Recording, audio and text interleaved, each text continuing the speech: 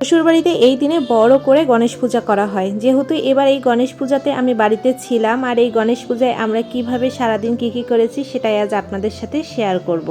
ভিডিওগুলো বেশ কিছুদিন আগের, আপনাদের সাথে শেয়ার করব করে আর করাই হয়, তাই আজ ভাবলাম আপনাদের সাথে এই ভিডিওটি শেয়ার করি। আমার শ্বশুর বাড়িতে গণেশ পূজা করা হয় সরস্বতী পূজার আগের দিনে। আমার ছোট শাশুড়ি মার কাছে শুনেছি, ছোট মা যখন এই বাড়িতে এসেছিল তারপর থেকেই মোটামুটি বড় করেই এই গণেশ পূজা করা হয় সরস্বতী পূজার আগের দিনের তিথিতে।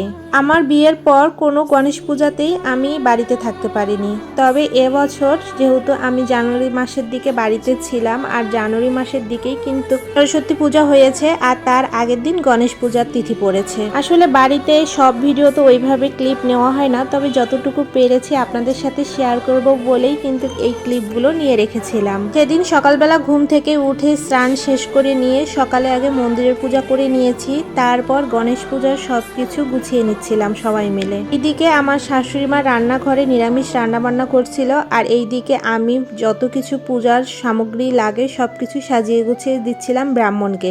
তার সাথে ছোট মাও অনেক সাহায্য করেছে। আসলে আমরা বাড়িতে যখন পূজার সব কাজ করি দেখা যায় সবাই মিলেই কিন্তু একসাথে এই কাজগুলো করে থাকি, আর এই কাজগুলো সবাই মিলে একসাথে করলেই কিন্তু অনেক ভালো লাগে। আমি এবার প্রথম এই পূজার কাজে যা যা করা লাগে সেগুলোই করছিলাম। অনেক ভুলভ্রান্তি হয়েছে, সেগুলো আবার আমার শ্বশুর বাবা, ব্রাহ্মণ এবং ছোট মা সবাই মিলে আমাকে এই ভুলগুলো শুধরিয়ে দিচ্ছিল। আসলে তারা যেভাবে বলেছে আমি সেভাবেই সেই কাজগুলো করার চেষ্টা করেছি। এগুলো কাজ যদি নিজ হাতে যখন করানো হয় আসলে এই কাজগুলো শেখা যায় না, তো এবার সাহস করে এই কাজগুলো আমি নিজ হাতেই করেছি।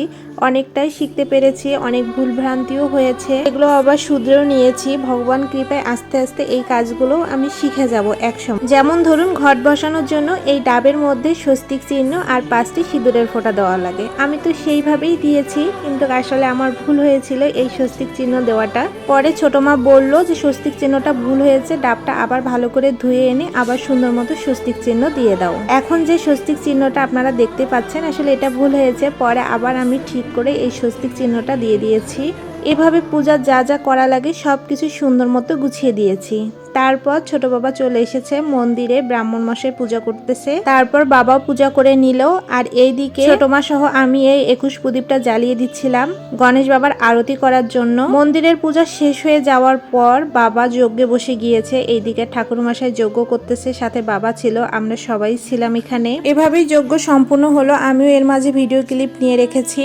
প্রথম দিকে কথা ছিল যে আমাদের এই গ্রাম পাশের গ্রামে যারা গুরুজনেরা সঙ্গ করে তাদেরকে নিমন্ত্রণ দিবে, এইদিকে পূজা চলবে আর এইদিকে সঙ্গ চলবে, সঙ্গ শেষ হওয়ার পরে প্রসাদ নিবেদন হবে। কিন্তু পরে সেই সিদ্ধান্ত চেঞ্জ হলো, কারণ আমাদের বাড়িতে যখন পূজা হয় উপবাস থেকে সব কাজকর্ম সম্পূর্ণ করতে অনেকটা শরীর ক্লান্ত লাগে, সেই জন্যই এবারে সিদ্ধান্ত নেওয়া হয়েছে যে রাতে সঙ্গ নিবে। তাই এইদিকে পুজো শেষ করে আমরা বাড়িতে যারা ছিলাম সবাই প্রসাদ নিয়ে কিছুক্ষণ রেস্ট নিয়ে এই তো এখন সবজি কাটাকাটি শুরু করে দিয়েছিলাম। এখানে কিন্তু বাড়িতে আমরা যারা ছিলাম সবাই মিলেই সবজি কাটাকাটি করেছিলাম। আপনাদের সাথে শেয়ার করি, সঙ্গে যারা ছিল তাদের জন্য খাওয়া দাওয়ার মেনু করা হয়েছিল সাদা ভাত, মিক্স সবজি, ফুলকপি আলুর রসা, মুগ ডাল, টমেটোর টক, সাথে মিষ্টান্ন। এগুলো সবজি সব রেডি করে নিতে সন্ধ্যা লেগে গিয়েছে। সন্ধ্যার পর রান্নাঘরে শুরু হয়ে গিয়েছিল।